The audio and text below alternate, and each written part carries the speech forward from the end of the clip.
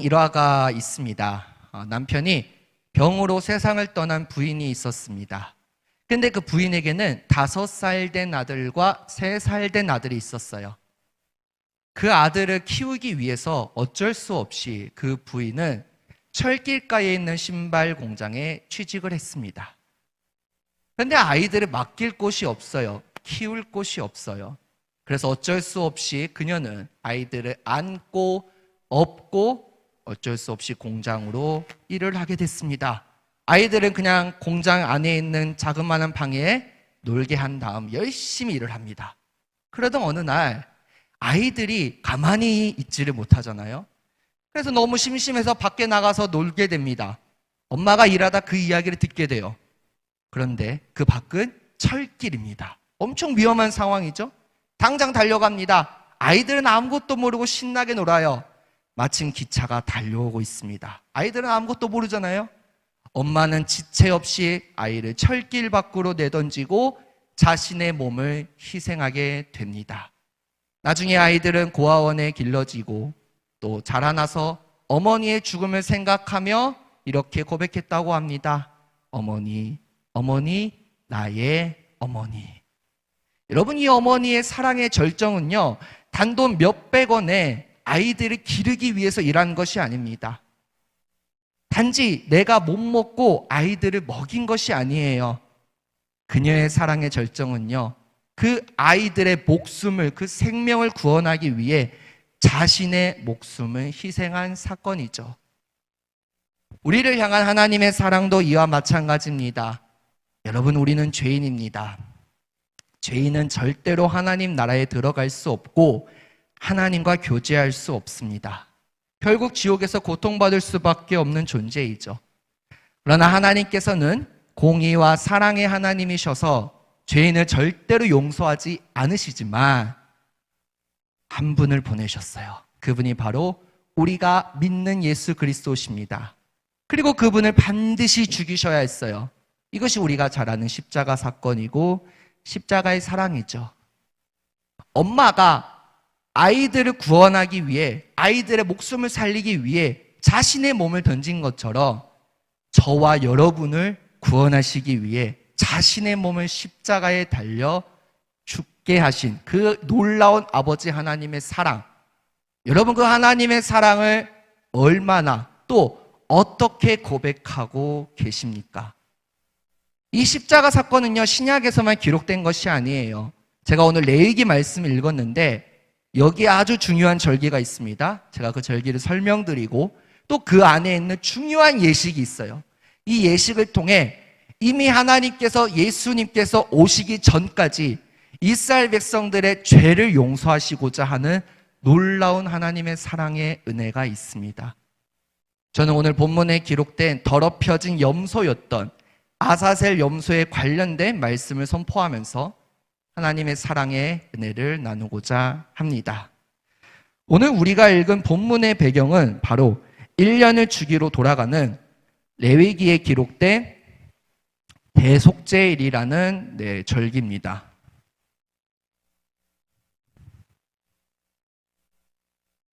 대속죄일이란 1년에 딱 한 번 대제사장이 유일하게 지성소에 들어가 자신의 죄와 자신의 가족들의 죄와 온 이스라엘 백성들의 죄를 하나님 앞에 고백하며 속죄제를 드린 날입니다. 이스라엘 백성들이 지켜야 할 7개의 절기가 있는데 그중 제일 핵심이 되는 절기가 바로 제가 오늘 본문의 배경에 기록되어 있는 대속죄일입니다. 제가 지금 거꾸로 하고 있나요, 혹시?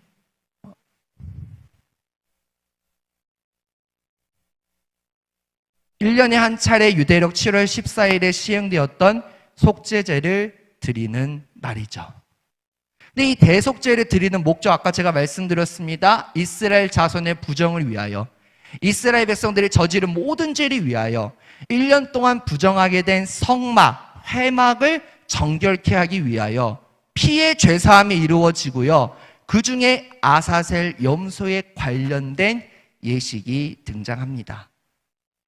1년 동안 이스라엘 백성들이 살면서 저렇게 법궤에 이스라엘 자손의 부정으로 인하여 죄가 계속 쌓이게 돼요.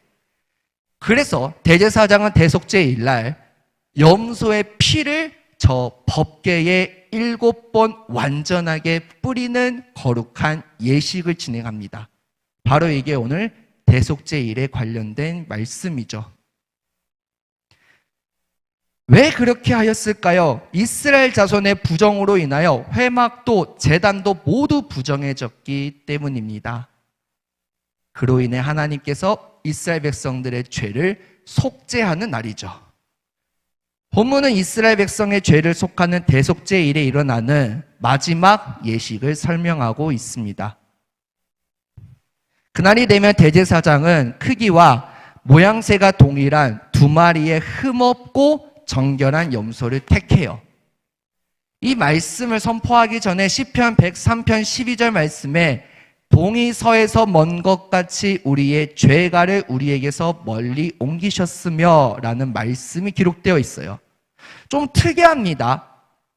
동이 서에서 먼 것 같이 라는 표현을 써요. 무슨 말씀일까요? 동쪽과 서쪽이 무슨 연관이 있을까요?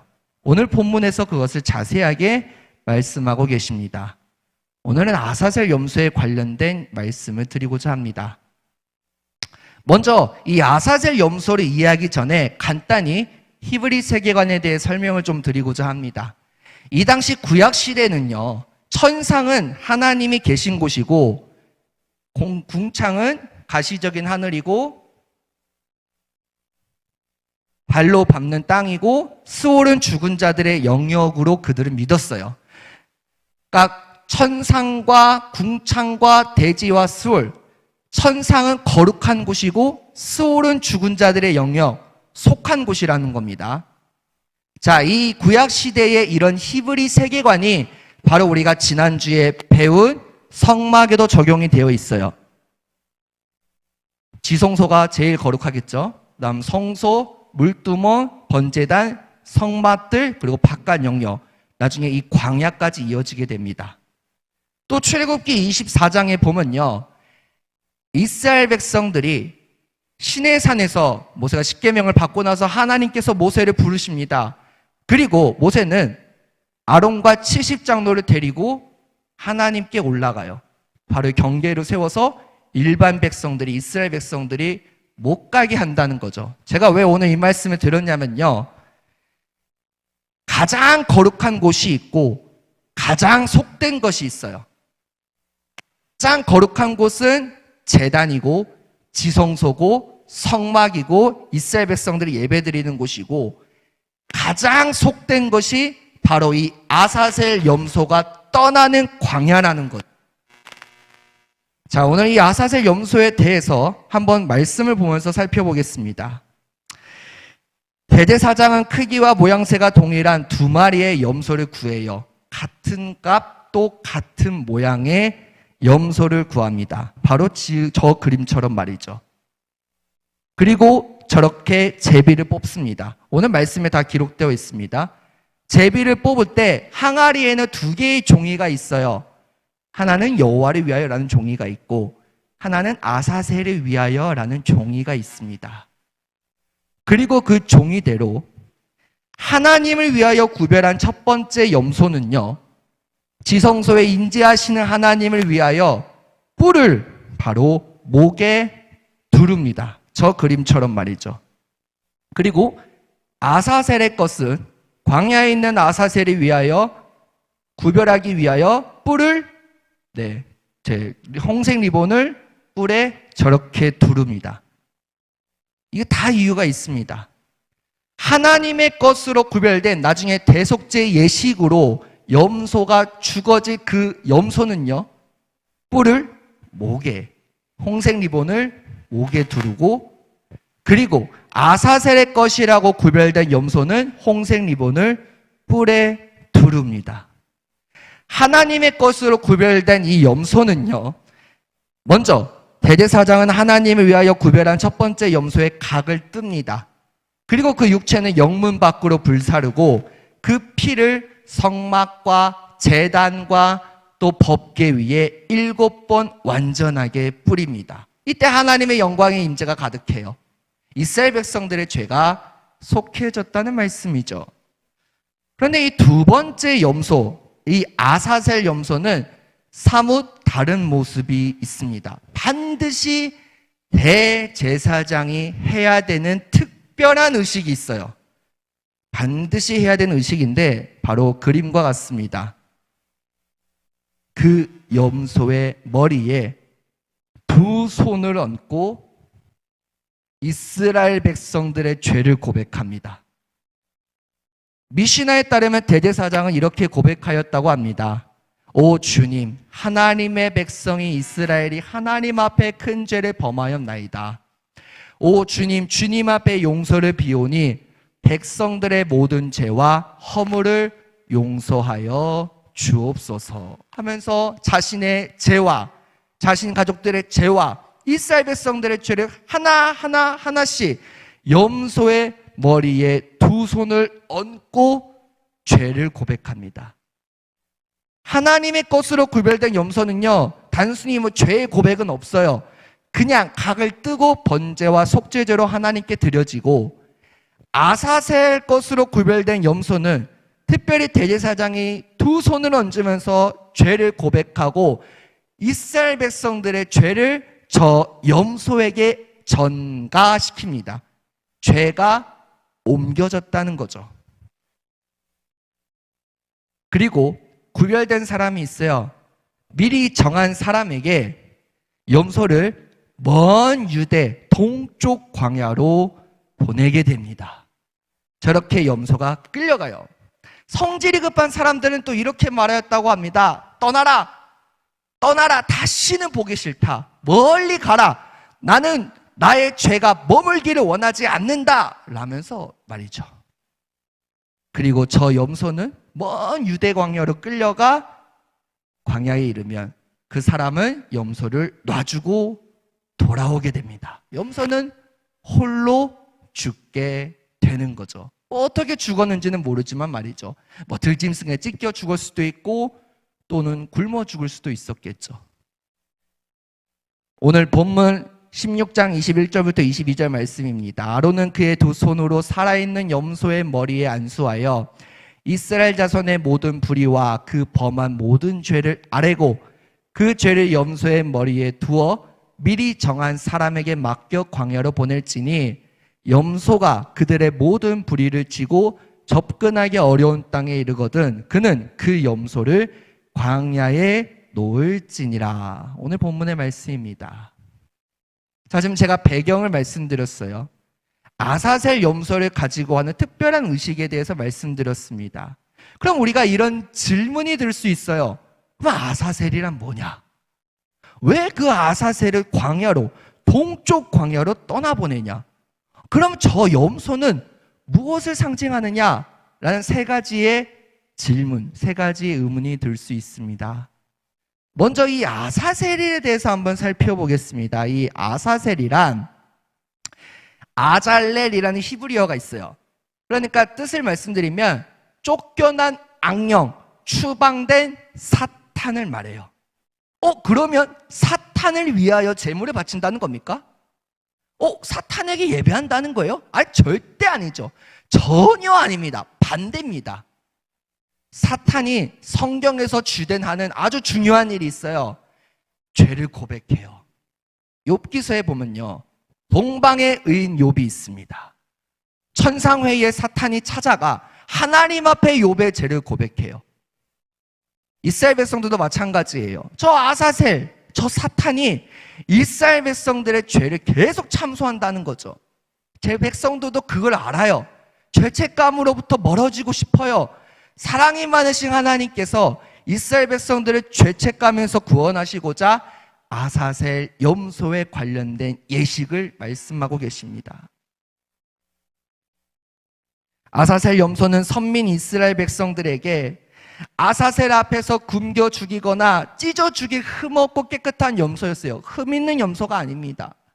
그 염소에게 이스라엘 백성들의 죄를 안수를 통해 전가시키고 깨끗이 죽이심으로 사탄의 참소를 막으십니다. 온 이스라엘 백성들의 죄를 잠시 동안 간과하고 유보시키셨어요. 언제요? 대속죄일날. 1년에 딱 한 번. 1년 동안 이스라엘 백성들이 지었던 죄, 대제사장의 죄, 자신의 가족들의 죄, 온 백성들의 죄를 염소 그 한 마리에게 전가시켜서 다시는 사탄이 참소 못하게 막았다는 거고, 하나님께서는 백성들의 죄를 잠시 간과하신 거예요. 완전히 죄가 해결되진 않았잖아요. 사탄이 이스라엘에 지었던 과거의 죄를 입 밖으로 꺼낼 수도 없습니다. 왜? 죄의 값이 이미 사탄의 눈앞에서 치러졌기 때문입니다. 하나님께서는 백성들을 그들의 죄와 죄책감으로부터 해방시키기 위해 바로 이 아사셀 염소를 준비시키신 것이고, 그 증거로 아까 그 홍색 리본, 뿔에 두른 홍색 리본을 하얗게 변화시키셨습니다. 자, 그러면 아사셀은 사탄인 걸 알았어요. 아사셀을 왜 동쪽 광야로 보내냐고요? 완전히 백성들의 죄를 떠나보내기 위해 동쪽 광야로 보냅니다. 그럼 이 아사셀 염소는 무엇을, 또 누구를 예표할까요? 바로 예수 그리스도이십니다. 하나님의 것으로 구별된 염소도 예수님이시고, 아사셀의 것으로 구별된 염소도 예수 그리스도를 예표하고 계세요. 백성들의 죄를 깨끗이 하기 위해, 잠시 동안 간과하고 유보시키기 위해 반드시 그 피가 필요했습니다. 황소와 염소들의 피 말이죠. 그 피를 통해 피의 죄사함이 이루어졌고, 하나님께서는 그래, 잠시 간과하고 유보시키셨다는 거죠. 예수님께서는 광야 앞으로 나가 사탄에 찢겨 죽음으로써 인간을 향한 사탄의 참소를 합법적으로 온전히 잠재울 아사셀 염소가 되셨어요. 예수님께서 이 땅에 오셨습니다. 십자가를 지고 걸어가십니다. 사람들은 조롱하죠. 아무것도 몰라요. 우리의 모든 죄를 다 짊어지고 골고다 언덕길을 걸어가십니다. 그리고 온전히 십자가에서 단번에 속죄를 드리십니다. 에베소서 2장 1절 말씀은요, 이렇게 말씀하십니다. 그는 허물과 죄로 죽었던 너희를 살리셨도다. 우리는 허물과 죄로 죽을 수밖에 없는 존재인데, 하나님의 그 놀라우신 사랑이 이스라엘 백성들이 잠시 죄를 간과하고 유보시키기 위해 두 마리의 염소, 특별히 아사셀 염소를 보내고 그 염소에게 죄를 전가시킴으로 하나님께서 이스라엘 백성들을 사랑하신 것, 온 인류의 죄를 구하기 위해 온 백성의, 온 인류의 죄를 짊어지신 예수 그리스도께서 십자가에 달려 죽으심으로 우리가 하나님의 자녀가 되었다는 것이죠. 히브리서 7장 27절은 이렇게 고백하십니다. 그는 저 대제사장들이 먼저 자기 죄를 위하고 다음에 백성의 죄를 위하여 날마다 제사 드리는 것과 같이 할 필요가 없으니 이는 그가 단번에 자기를 드려 이루셨습니다. 대제사장들이 자기 죄를 위하고 또 백성들의 죄를 위하여 날마다 제사를 드리고 대속죄일이라는 유일하게 염소 두 마리를 잡는 제사를 드리는 것과 같이 이제는 할 필요가 없어요. 왜?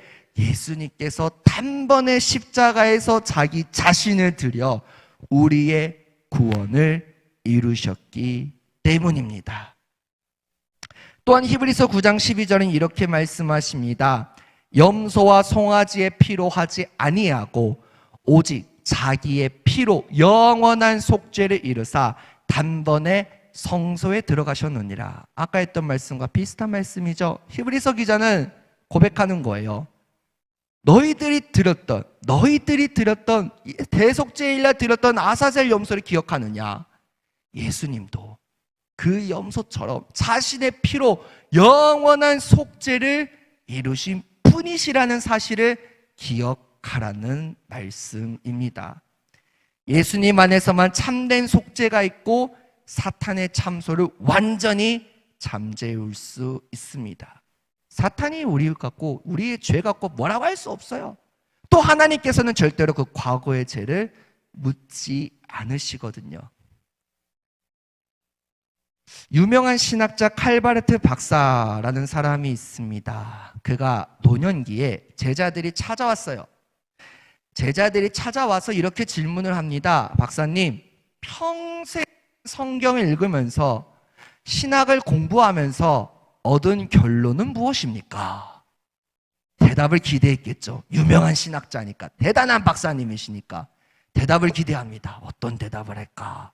근데 박사님의 입에서 이런 말이 나왔습니다. 아, 성경의 결론은 예수님께서 나를 사랑하심이라네. 날 사랑하심. 왜요? 아니, 신학자고 박사님이시고 대단하신 분이잖아요. 근데 진짜 그거밖에 없어요? 아니, 뭐 좀 거창한 거 없어요? 아니라네. 성경의 모든 결론은 하나님께서 날 사랑하심이라네 라고 고백한다는 거죠. 우리가 잘 아는 찬송가죠. 예수 사랑하심은 거룩하신 말일세 우리들은 약하나 예수 권세 많도다. 나를 사랑하시고 나의 죄를 다 씻어 하늘문을 여시고 들어가게 하시네. 내가 연약할수록 더욱 귀히 여기사 높은 보좌 위에서 낮은 나를 보시네. 세상 사는 동안에 나와 함께 하시고 세상 떠나가는 날 천국 가게 하소서. 우리가 잘 아는 찬양입니다. 또 자주 고백하는 찬양이죠. 근데 우리가 찬양을 고백할 때 가사의 의미를 모르고 고백할 때가 많아요. 근데 바로 저 말씀이 성경의 결론이라는 거죠. 날 사랑하심, 날 사랑하심, 날 사랑하심, 성경에 쓰였네. 맞습니다. 성경의 모든 결론은요, 하나님께서 우리를 너무나 사랑하신다는 거예요. 오죽하면 사람을 만드셨을 때 어떤 반응을 보이셨습니까? 보시기에 심히 좋았어요. 그냥 사람이 있는 것 자체가 너무 좋은 거예요. 심히 좋은 거예요. 아무것도 안 했습니다. 하나님을 찬양한 것도 아니에요. 예배한 것도 아니에요. 그냥 하나님 앞에 서 있을 뿐이었는데 보시자마자 너무 좋은 거예요. 심히 좋으신 거예요. 그런 사람을 너무나 사랑하신 하나님께서 이스라엘 백성들에게 거룩하게 살 수 있는 방법, 율법을 주셨고 여러 가지 제사를 지키게 하셨고 특히 대속죄일날 하나님의 것으로 구별된 염소로 이스라엘 백성들의 죄를 용서하시고 아사셀의 것으로 구별된 염소로 이스라엘 백성들의 죄를 전가시켜서 완전히 동쪽 광야로 멀리 떠나보내서 다시는 죄를 기억하지 못하게 하셨던 그 하나님의 사랑이 우리 예수 그리스도의 십자가의 구원으로 완전히 이루어졌다는 말씀입니다. 하나님의 공의와 사랑의 상징인 저 십자가, 마치 아사셀 염소와 죄의 교환이 이루어진 것처럼 우리가 하나님 앞에 나아갈 때는 문제를 안고 나가요. 걱정을 안고 나가요. 근심을 안고 나갑니다. 그러나 하나님 앞에 나아가서 우리의 모든 죄를 고백하고 하나님의 사랑이 우리 안에 넘쳐 흐를 때 기쁨이 가득합니다. 평안이 가득합니다. 또 감사가 나올 수밖에 없습니다. 우리는 죄인이 아니에요. 하나님의 자녀로 살아갑니다. 그러나 그래도 죄인이어서 죄를 지어요. 그래서 매일 매 순간 하나님 앞에 나와 우리의 죄를 고백하는 것이죠. 이스라엘 백성들이 죄를 고백하기 위해 그 어려운 과정을 겪으면서 염소와 황소의 피로 하나님 앞에 드린 것처럼 우리도 죄인이기 때문에 매일 매 순간 하나님 앞에 나와 하나님께 죄를 고백하고 후회가 아닌 회개를 함으로써 다시 돌아서서 말씀 앞으로 나아가는 그 노력을 주님께서는 보십니다. 여러분, 그게 바로 믿음이에요. 우리는 하나님의 기쁨, 하나님의 만족을 위하여 살아가는 하나님의 자녀입니다. 예수님께서 우리의 속죄 제물이 되셔서 십자가의 죽으심으로 단번에 우리의 구원이 이루어졌습니다. 이것이 바로 우리에게 은혜이지 않습니까? 감사의 고백이 나올 수밖에 없습니다. 죄를 없애는 일은 오직 어린 양 대신 예수님의 그 보혈로만 가능합니다.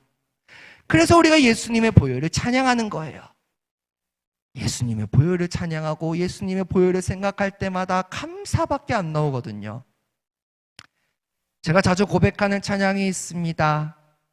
생명과 바꾼 주의 사랑을 잊지 않게 하소서. 생명과 바꾼 주님의 사랑, 우리가 그 사랑을 잊을 때는요, 하나님의 마음을 아프게 합니다. 하나님께서는 계속 옆에서 말씀하고 계세요. 이러면 안 된다, 이러면 안 된다 하는데 우리가 듣지 못하는 것뿐이에요. 이미 우리의 인생을 먼저 걸어가시고 앞장서서 우리를 이끌고 가시는 주님, 그 주님만 바라보고 우리를 구원하시기 위해 단번에 십자가에서 구원을 이루신 그 주님께 감사의 고백을 드려야 합니다. 왜? 우리는 하나님 나라의 백성이고요, 세상의 그리스도인이기 때문이죠.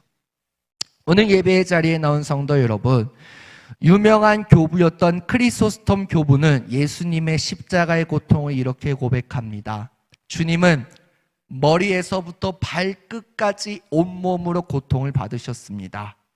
왜냐하면 우리들의 온몸에 숨어있는 죄를 샅샅이 씻기 위하여 우리 대신 그리스도께서는 온몸 구석구석으로 고통을 받으셨습니다.